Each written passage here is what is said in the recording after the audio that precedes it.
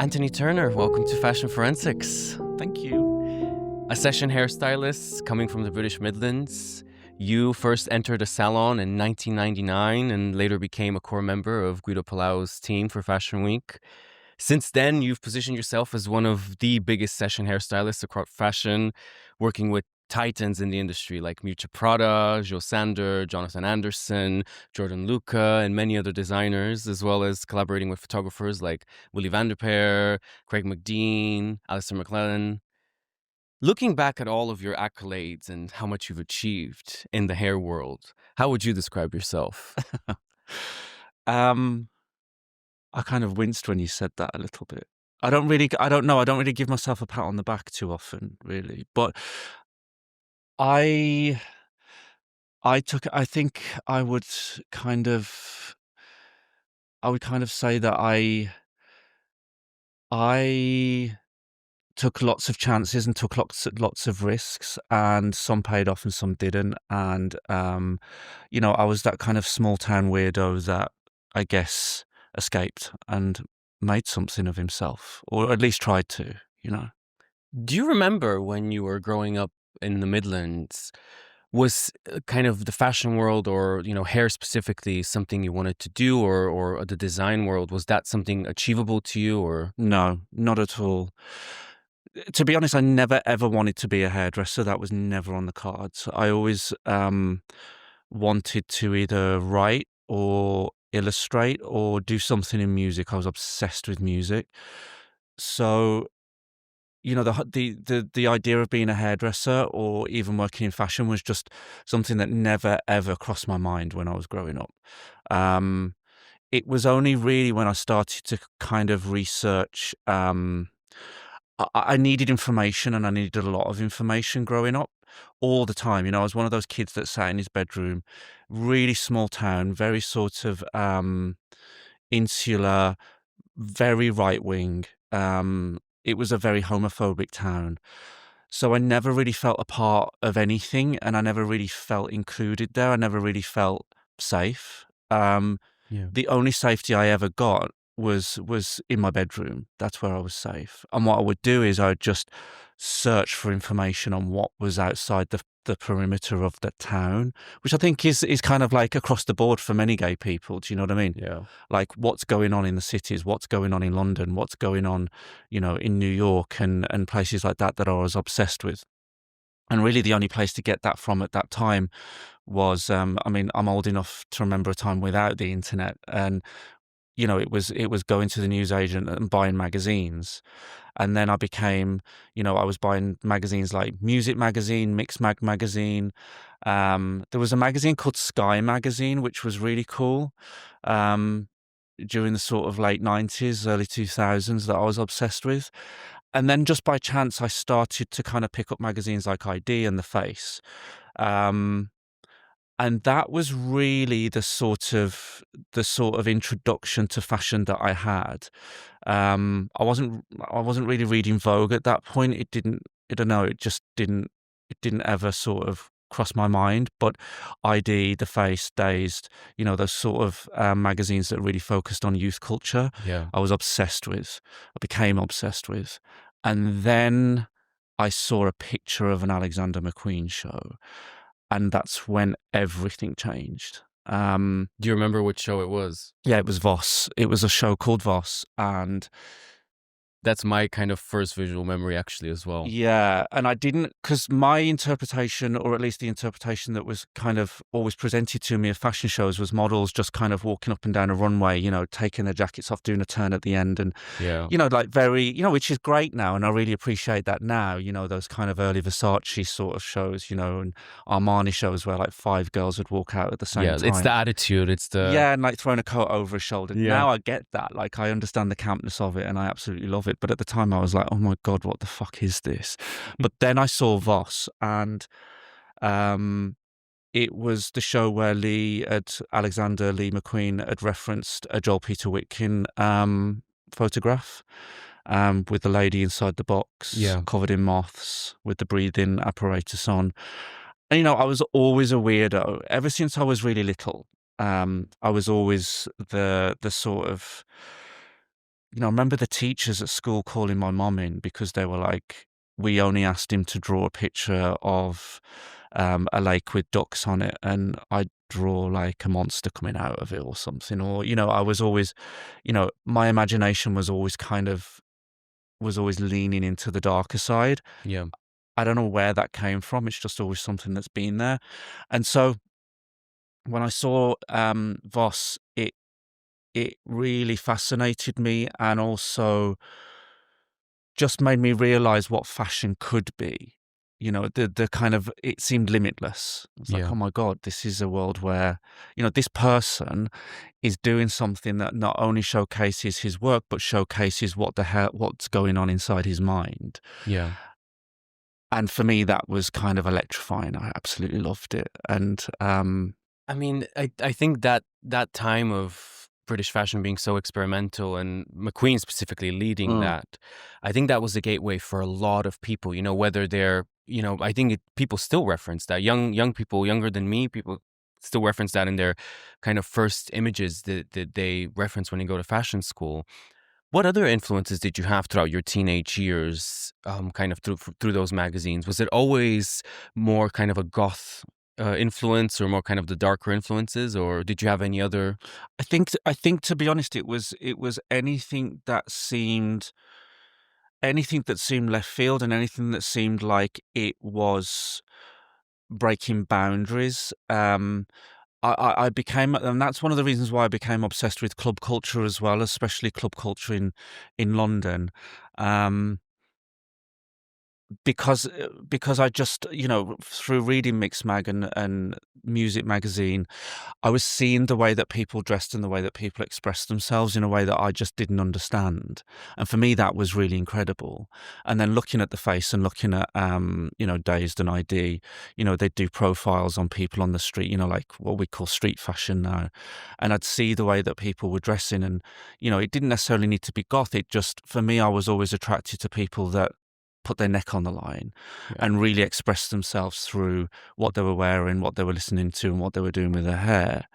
Um, so really, that's what I was drawn to. People really kind of being free and being themselves, their authentic selves.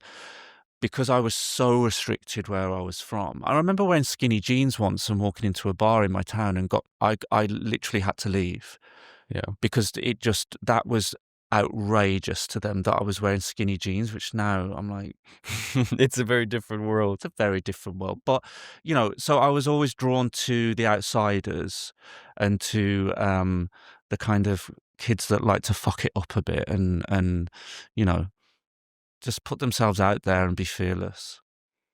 I think that really is evident through the images that you shared with me. But I want to ask you, when I first kind of talked to you about the 5 image concept that we have here, what were your first thoughts putting together your visual identity into 5 images? I guess I didn't want to make it too much about what I'd done in terms of like a portfolio of my work. That just seems really wanky. I kind of wanted it to be a bit more personal and to tell a bit of a story. Yeah. Well, I kind of want to take you to your first image, which Okay. is in front of you in the folder. Which kind of, you spoke about your club kid infatuation with the club kid culture and Yeah. kind of clubbing days. So when you first sent me this image, this is an image of the Kudos Club in Birmingham, Yeah. which, from what you told me, has now closed, I I believe. think so. It might not have done. It might still be going, but it definitely wouldn't be like that anymore. And why is this so significant to you? It's not the most famous of Birmingham clubs. You got clubs like God's Kitchen and Sunday Central that were happening around the time that Kudos opened. They were still going, and Miss Moneypenny's and things like that I went to, and got dressed up to go to, and had really good times. But this place, Kudos, I don't know, something happened in there that I'd never experienced in any other club. I found my tribe. I found my people. Um, and How I've old were you when you started going to it? I must have been about, I mean, I started clubbing when I was 16. Um, but this place, I think I walked into when I was about 19, and it I don't know, something happened in there that just didn't happen in any other club. you could first of all, you could go in there on your own and make friends within an instant, which is kind of what I did. But then in the end, after about a year or so of going, it was like we were literally this gang, and that was the family that I think I'd never really had. I found people that were willing to accept me for who I was. I got to know who I was through being in there, which for me was really important because I hadn't got a clue. Do you know what I mean? And Yeah. um, it's the place where we would spend a week making our outfits just to go there, or you know, all getting ready at each other's houses. You know, like all really that sort of really sweet, charming coming of age thing where it's a place where you know I kissed boys in there. I'd never done that before, Yeah. and I never, no one ever judged me for any of the things that I got up to in there. It was celebrated and it was free, and the music was like this really weird cross section of sort of very early sort of Chicago house and speed garage, which is so random, but actually we loved it, and I'm still friends with a lot of the people that I went there with now.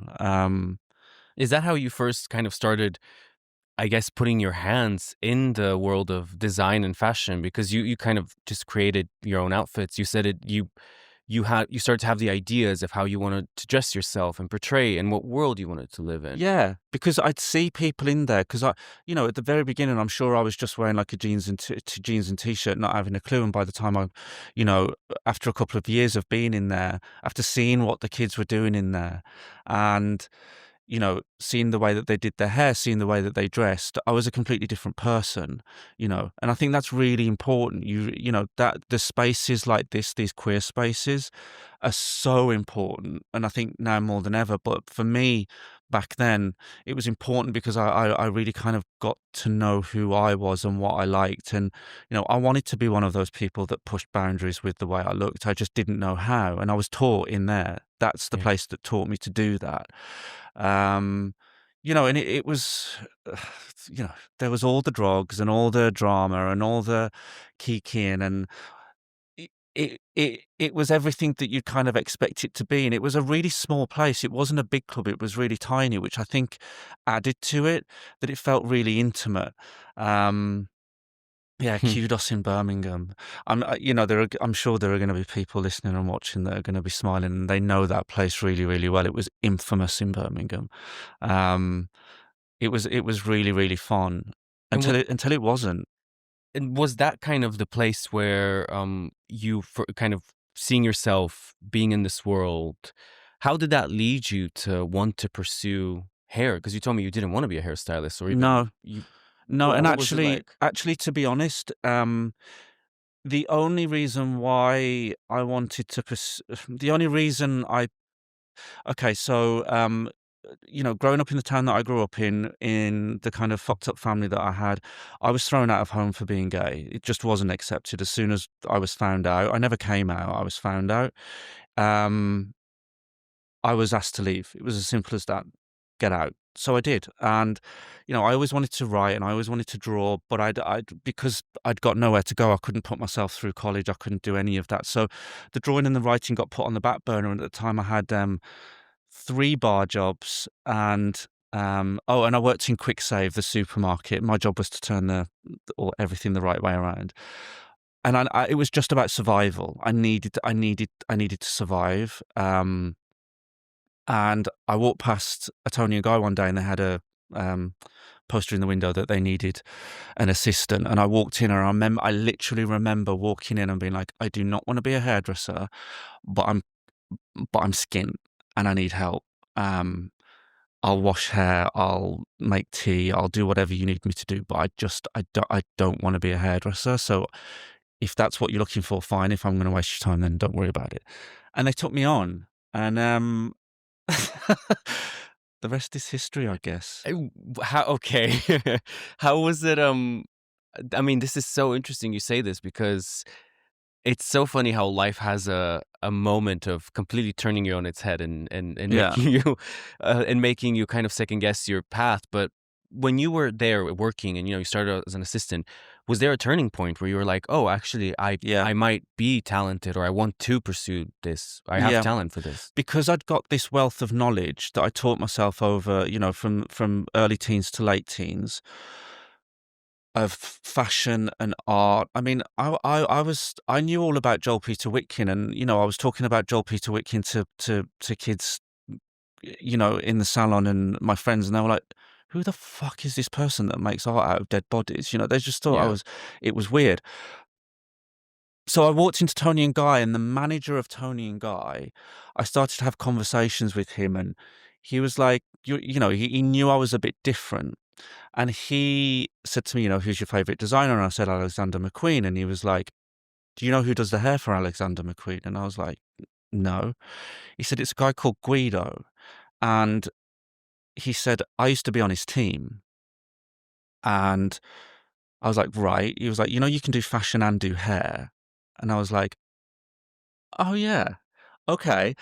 And that's really how that, and then, to be honest, he handed me a hairdryer and almost kind of forced, he was like, "You're gonna do this, and you're gonna move to London." He said that to me from the get-go.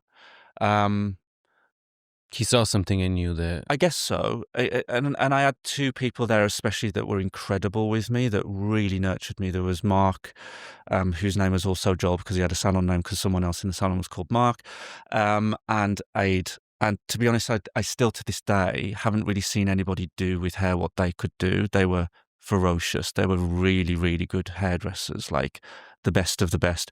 And they really brought me up. They took me under their wings and looked after me. At times even giving me money for food. Do you know what I mean? So they really, really looked after me. But Joel in particular had worked on Guido's team and sort of said, research him. And I did. And I tried not to leave any stone unturned because, of course, I needed information and I was obsessed with it. So I really went to town on Guido. And then for the rest of my hairdressing career in the salon, I wanted to work for Guido. That was it. That was my aim, was to get to Guido. One way or the other, I needed to get to London and I needed to meet Guido. I mean, this kind of takes us to the second image, which is a picture of Guido's work Yeah. that you shared. And you told me before we sat down, you told me that you used to stare at this image for days on end and just imagining yourself and kind of almost like manifesting that kind of future for yourself. Yeah.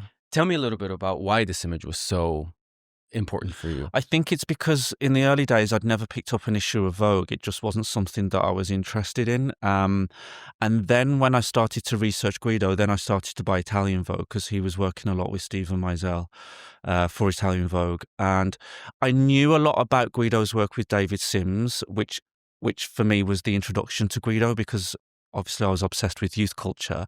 And really that's what those two did together so well. They did it perfectly. If you look at what Guido was doing with Raf Simons' Isolated Heroes with David Sims, that was really like jaw on the floor moment. Like, my God, like this is something really special.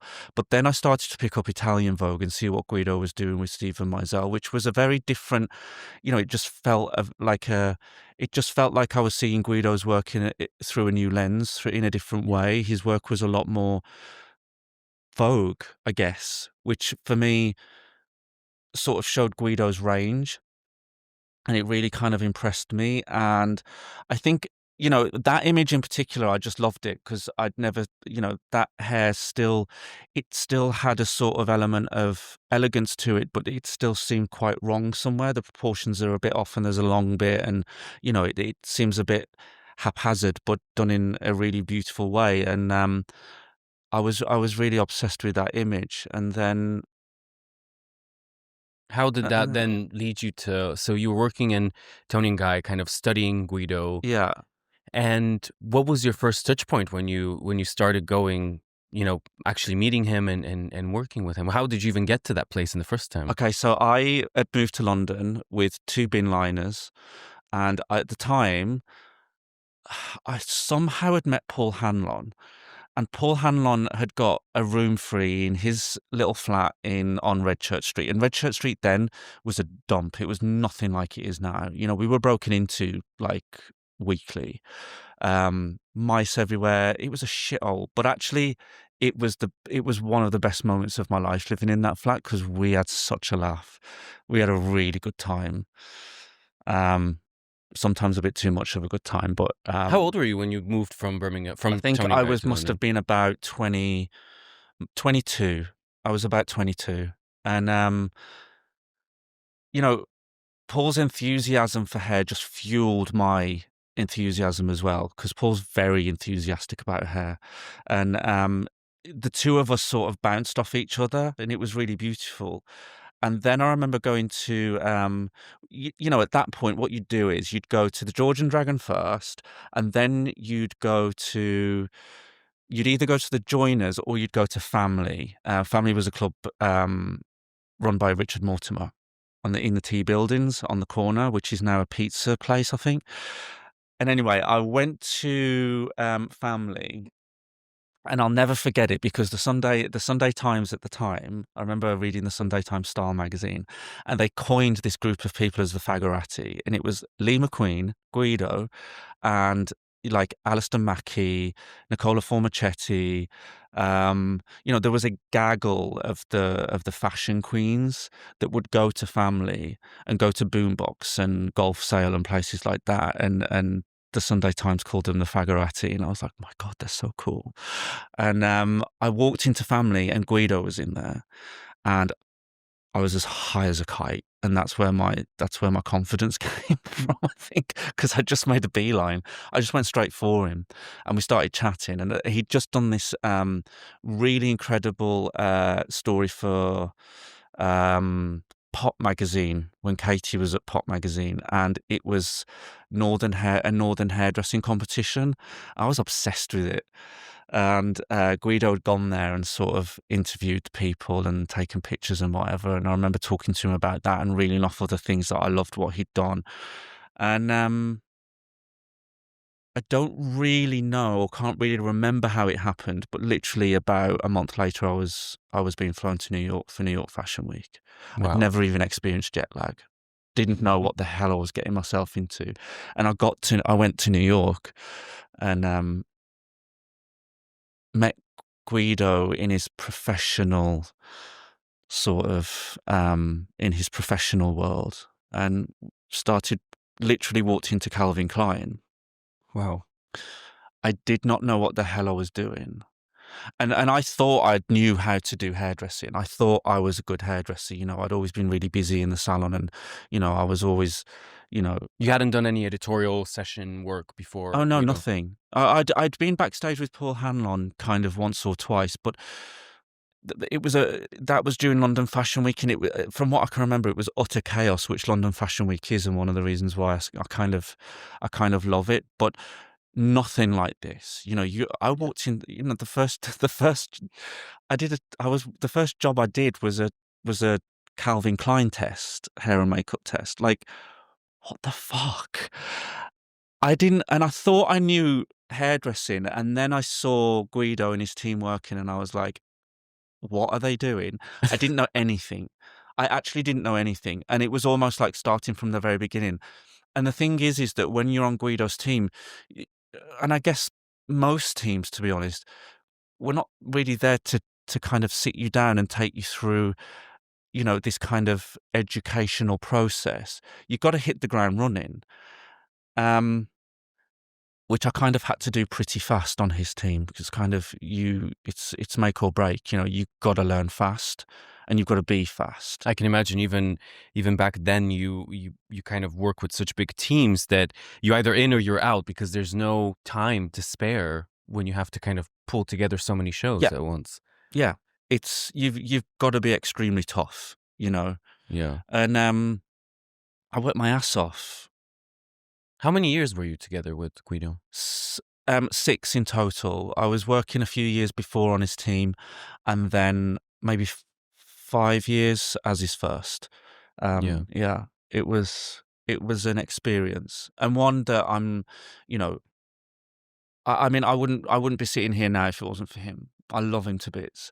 Working with him was as it was a test, Yeah. as it is with all of those kind of people who are of that caliber. Um, but I learned about life. I learned about how to be in fashion, not just about how to do hair. Because if there's one thing Guido's really good at, it's how to be in fashion and how to present yourself, and also how to convince designers about something that they would never have even kind of thought of or suggested. He could he could wrap them around his little finger. He was so clever, A and also, visionary. yeah, very, very much so. I mean, listen, looking at that image now, at the time I thought, my God, that must have taken hours, like in the hair and makeup chair, you know, putting wigs on and styling it out. Now I know that that probably would have taken him 5 minutes in front of the camera, while Stephen Meisel was there waiting for him to do it. He works on set, and watching him work on set is like nothing I've ever seen before, and still haven't. You know, literally does everything on set and builds it and just does it really, really quickly, and does it to perfection extremely quickly. And I still don't really. He's just remarkable. He should have been like a sculptor or an artist or something. Because also his play on proportions is out there. I don't know how he comes up with that. He's amazing. Did you ever kind of we talk a lot about, I think, imposter syndrome right now. I think we live in a society where all of us always never feel like we're good enough, especially working in creative industries and fashion, because everything is so subjective at the end of the day.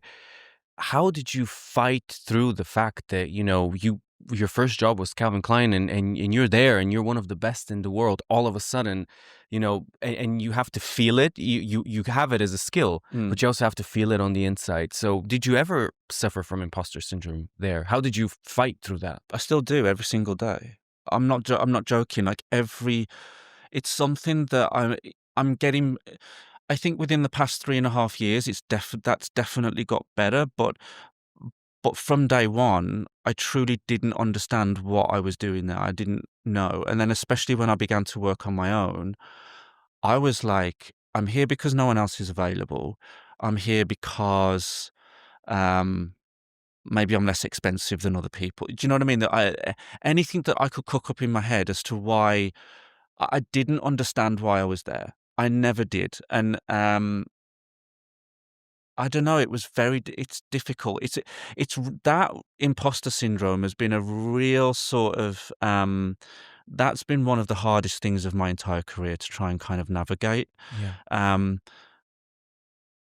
which is where a lot of unhealthy habits came in as well, because I didn't have any confidence. I didn't believe in myself. I didn't really, I suffer so much with anxiety, and a lot of really unhealthy habits formed out of that, which were coping mechanisms. And um, but definitely over the past 3.5 years, things have got a lot better, and I've begun to kind of understand my worth a little bit more. I'm the happiest now that I ever have been, and then I think what comes with that is a sort of, a new level of work that, I'm kind of looking back at stuff that I've done recently and been like, I can do hair. You Like, could you this could is pat all yourself right. in the back. Yeah, yeah, yeah. Like, this is actually all right. Do you know what I mean? Like, it's Yeah. it's nice. And you take the good days with the bad days. And if you have a bad day, it's like, well, we all do. We're human. It doesn't Yeah. mean that I'm the worst person to ever walk the planet. And it's fine. But it was definitely tricky in the beginning. Yeah. And coming into your own, after you left Guido and decided to kind of pursue session hairstyling by yourself and have your own teams and, people to kind of depend on you, what was the kind of first thought when you decided to go by yourself and become, did you start leading shows right away, or did you Mm. kind of, how did that decision come to be? It wasn't really a decision, to be honest. I kind of knew that I was just like, well, I've assisted Guido for this long, so I've assisted the best hairdresser, in my opinion, on the planet. So therefore, I've got to do something with it. It was never really a decision. It was just something that naturally I had to do. And um, It was terrifying. It was absolutely terrifying. But I was, to be honest, because I'd worked with Guido, you know, a lot of really established people in the industry had known me and gave me some pretty cool chances in the beginning. I'm very grateful for that. I was given chances that I might not, well, to be honest, I wouldn't have got if I hadn't have worked for Guido and met those people through him, you know. Um, so, so I really kind of hit the ground running, and it all happened so fast. And I think, to be honest, was one of the, that was a little bit of a problem. I got very, very carried away with it. And, you know, fashion loves something that's new. If you're new and, or, you know, you're doing something. I remember the very first hair story I was asked to do, because, you know, I'd been taken on at the time by art partner, and my agent was like, right, we're going to get you to do a hair story for Dazed and Confused. And as a sort of introduction Yeah. into your sort of solo career. I remember doing the hair story, and I remember my agent being like, "I actually can't put this on the website because it was so dark." Because they're like, "You can do what you want," and I was like, "Well, okay, I I'm will," gonna do me then. and I did, you know, but then certain people kind of through that, even though my agency at the time kind of were like, "What the fuck have you just done?" They were great images, and it's still to this day some of my favorite pictures that I've ever worked on, because I didn't give a shit at that point. It was fearless, and I was just, you know, I was young and was like, right, I'm going to really sort of put myself out there. And I think once kind of fashion people sort of see that, and you're new, you you can get sort of, you know, it can be a very fast transition into high fashion very, very quickly. And I Yeah. think that's what happened. I would say maybe a bit too quickly. I wasn't prepared already, or sort of had the sort of mentality to wrap my head around what was happening truly. Mm. Um, and I maybe worked with people that I shouldn't have worked with, for sure, just because I wasn't ready. I thought I was, and I was being told that I was, but I wasn't at all. Um, so I think definitely my advice to anybody young, sort of starting out, is just take your time, um, and take it slow. I didn't. Yeah. It was a lot. It's a balancing act between being fearless, but also knowing when to kind of continue learning. Yeah. And speaking about your influences of you being independent, your next image which you shared was the Dracula poster. Yeah. And this kind of, to me, speaks a lot about kind of where kind of you really take your inspiration from, whether it's editorial, whether it's in your drawings and in your personal life, or however you want to express yourself. Tell me a little bit about why you chose this image. There are many reasons. I mean, um, yeah, there are many, many reasons. But for me, Dracula was the sort of antithesis of the outsider. He was, you know, this listen, I love spooky movies, horror movies, creepy movies, alternative movies, anything by David Lynch, but especially this one for me sort of ticked a lot of boxes. And, you know, I mean, even Lee McQueen referenced that movie quite a few times, quite a lot. And it's the romance as well. It's a love story. It's really Mm. sweet. And, you know, I think one thing I heard Sharon Needles say this once, and I completely relate to it. Is, you know, the sort of baddies in horror movies are secret heroes, and they are to me for sure. You know, um, because if you look at the people, and especially the men in Dracula in that movie, they're all pretty stupid. They're all very sort of like these kind of dick swinging, sort of like, I don't know, macho men that ultimately Dracula defeats. Do you know what I mean? It's the same with something like, you know, another horror movie character like Freddy Krueger, for example. You know, most of the characters in that movies were kind of jocks and popular kids, and they were Yeah. some of the first ones to get bumped off and killed. And, you know, feeling like an outsider, and sort of feeling never accepted, and feeling kind of very insecure about myself. These sorts of characters really they really kind of attached themselves to me, or I attached myself to them. Yeah. Those sorts of misfits that someone like Freddy Krueger was definitely a hero. Do you know what I mean? For me, at Yeah. least, anyway. But Dracula, the movie is extremely beautiful. The costume design is out of this world, and it was one of the first movies I saw where the costume design almost became the set itself. It kind of played such an important role in the movie, and that's where I really began to understand how important fashion was in terms of telling a story and creating a narrative. Because if it wasn't for the costume design in that movie, it probably would never have been half as good as it actually was. Yeah. Because let's face it, the acting in that movie isn't the best at all.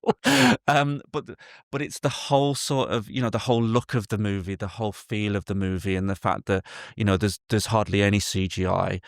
Francis Ford Coppola took a lot of inspiration from shadow work by Nosferatu, and it's campy, but it's a beautiful, beautiful film, and it's an extremely romantic one. And I always wanted, when I very first got to London, so I started clubbing, in Birmingham, and then ended up in London. By the time I'd got to London, I really started to understand what subculture was, and really sort of latched onto this sort of romantic goth Yeah. idea, and then I kind of materialized into the vampire that I'd always wanted to be. The makeup came on, the black hair, the sort of, black, everything was black, Yeah. big smoky black eyes, clipping fangs, um, Jewelry, tattoos. all of it. I Yeah. began to really sink into to my true vampire self Yeah. when I arrived in London at 22 years old, 23 years old. I really, really became that. Um, and Nicola Formichetti, I remember he said to Alistair Mackey once, I've just seen Dracula himself walking through Shoreditch, and it was me. And I mean, you've kind of taken that, you've made yourself, I think, into the vision you've always wanted to be, and in your with your references and also your work. And as you said, when you started kind of achieving those higher fashion goals for yourself, for working on hair, or even now to this day, working on really big projects, how do you take that part of yourself towards something that, is maybe has to have a bigger appeal or a more mass appeal? Are you still very true to your references? Do you take them with you, or do you transform into a different version of yourself when working? Yeah, yeah. And I'm lucky enough to work with photographers that sort of get where I'm coming from. And it's a whole range. There's a lot of inspiration that I take from my hometown. Like those hardcore working class women that I'm obsessed with. Hmm. It's not always about sort of like the goth. It's about you know the sort of teased, nasty hair that these women do when they were going to bingo. The same hair that they've been doing since the 60s, and they were still doing in the late 90s, early 2000s, when they'd sit in Mecca Bingo in my hometown. Do you know what I mean? And to me, those women were heroes as well. They were always immaculate, jewelry, makeup, teased hair. Yeah. It was always done to perfection, but not quite. Um, and that came with me also. But the goth thing and the sort of weird thing is definitely there, and there are certain photographers, especially like Willie van der Peer, that sort of really allow me to kind of express that side of me. And then the sort of you get Alistair McLennan, who really gets that sort of very sort of charming, um, sort of provincial British sensibility as well. So Yeah. I've managed to really sort of figure out photographers that I can kind of bring each side of me to, if that makes sense. It's never just one-sided. It's not all doom and gloom. Yeah. Well, I mean, I think it in the next image that you provided, which is one of your favorite artists that you said kind of changed your life even nowadays, Ethel Cain's album cover Yeah. and kind of their songs. How did why did you choose first of all, why did you choose this image, and how did were you able to kind of transform yourself through the music of Ethel Cain? I think I didn't, I was searching for so long for, when I was growing up, I didn't, I was listening to a lot of dance music, and a lot of house music and all the rest of it. And then in high school, I got introduced to Portishead, and that's really where my music taste altered. It shifted completely. Listening to Beth Gibbons. Um, she's got that sort of nails down a blackboard quality to her voice, and to me, it was quite terrifying. It was scary. And then you've got, Adrian Utley, who is also a member of Portishead, doing this really kind of very sort of 1960s big bass feel to it. Really started to understand just how powerful female vocalists could be and the effect that they could have on me, especially. And, I went through, all my teens and all my early 20s sort of being obsessed with people like PJ Harvey, Fiona Apple, all of those really, really cool left field indie women. But I was always sort of like, well, they've all done it, so who's going to be next? There wasn't really anyone. And then I stumbled across Ethel. And for me, again, it just goes back to that fearlessness. She sings about being eaten, and it doesn't sort of adhere to this mainstream idea of what pop music should be. She's doing it in her own way. She produces everything herself, which is absolutely incredible. She's trans, which I'm absolutely obsessed with. She's, doing things the way that she wants to do them and at the pace that she wants to do them. And to be honest, I remember walking along the street, and it was 1 October, and it was golden, and the leaves were blowing off the trees. And anyway, it was a very romantic sort of day in my head, even though it probably wasn't. I probably just made that up, but in my head it was. And I was listening to the album, and then House of Nebraska came on, and I had to sit down. I literally had to sit down. I was like, what the fuck is happening?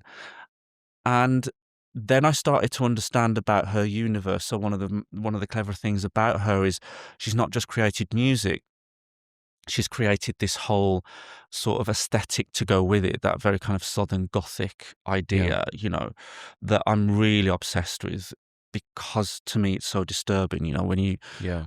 There's almost like a tension of multiple worlds, something as yeah.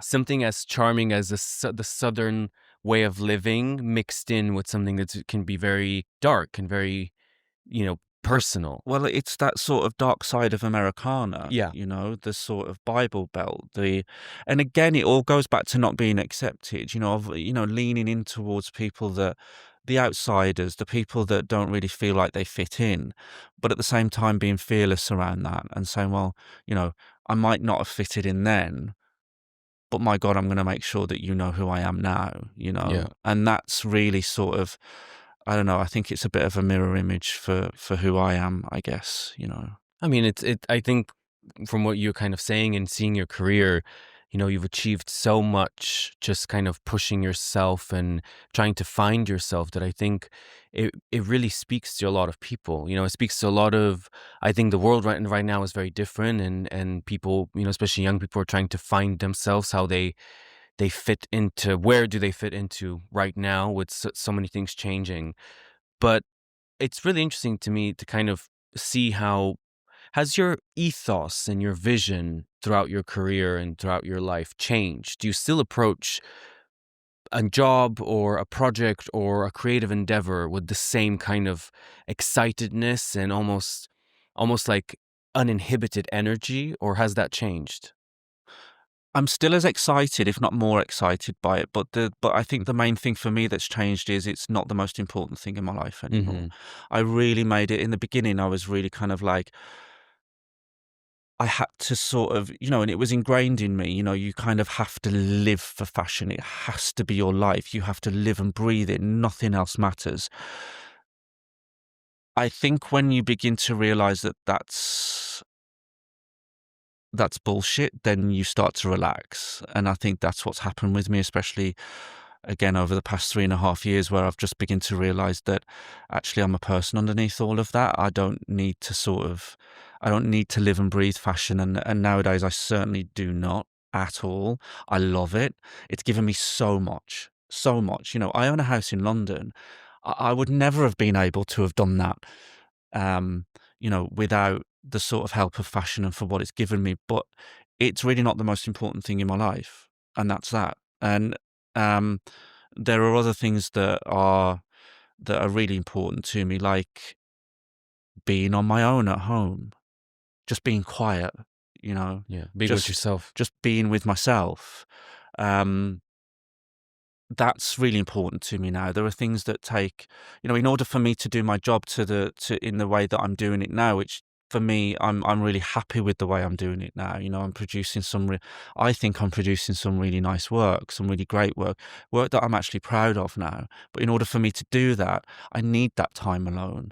I really need to kind of step back from everything, shut my door. I mean, I've even got a doormat that says "Go away."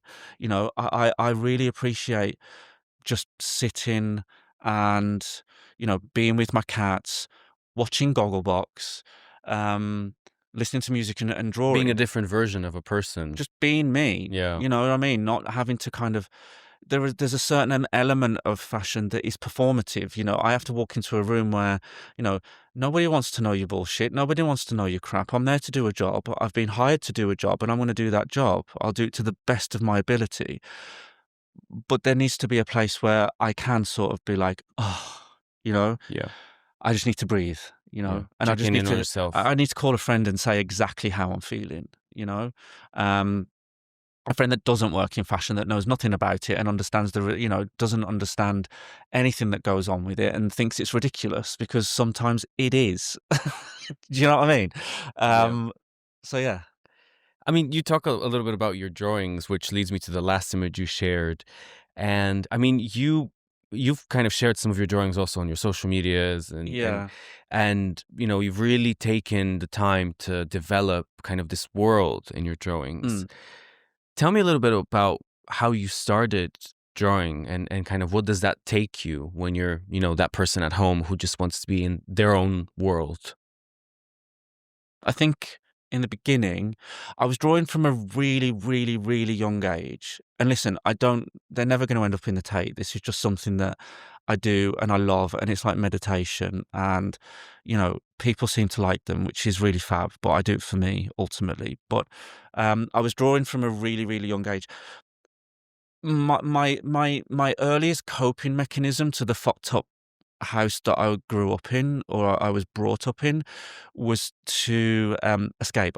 I had to go. I was that kid with imaginary friends, and I was that kid that would see something in the corner of the room, and I was that kid that couldn't sleep properly at night because I was so anxious about the monster under the bed. Do you know what I mean? And actually, what I grew to understand is that all of those things, the thing in the wardrobe and the thing under the bed, were actually nothing compared to the things, were actually never as scary as the things that were alive in the house. They were the scariest things to me as a kid. Um, and so I kind of became friends with the monster under the bed and the thing in the corner of the room and, the thing that would look through my curtains at night time. They weirdly became very comforting to me. Yeah. And I created this whole world in my head that I used to escape to. Every time I had my head under the covers as a kid, it was this world. They were the people, not the people. They were the creatures in this world, and they became my friends, my imaginary friends. So through the years, that world has developed, and my nan, God bless her, she was a cleaner in an office, and because my mum and dad weren't really that good, she used to look after me a lot, and she was a cleaner in an office, and she used to sit me down, and for me to not get under her feet, she used to put a pen and a piece of paper in front of me, and she was like, right, draw me, and she used to give me a task, so I'd have to draw her something. By the time she cleaned the office and done what she needed to do, the drawing needed to be done, and I'd give it to her, and that was really cute because she kept all the drawings. But really, that was the time when I started to really develop this love of whatever was in my head, all of these weird characters that I'd befriended, the monster under the bed, the person in the corner, and all the rest of it, and sometimes the creature in the corner of the room that I used to see. Um, they became my best friends, so I began to kind of draw them, and that's never changed. It's just that the sort of more experience I got with drawing, the better they become, and this is what they are now. the idea of them has never changed. They've always been these kind of spooky, kind of mischievous characters, but they're never going to hurt you. The idea is that they're never going to hurt you. They're actually friends. You know, they might be a bit lonely, because there's only ever one of them in the drawing, um, but they're actually really sweet. I mean, one could say that's a parallel to kind of how you feel as well from what you've told me. It's there an expression of all of your feelings and kind of the hard exterior but soft interior that you always talk Yeah. about.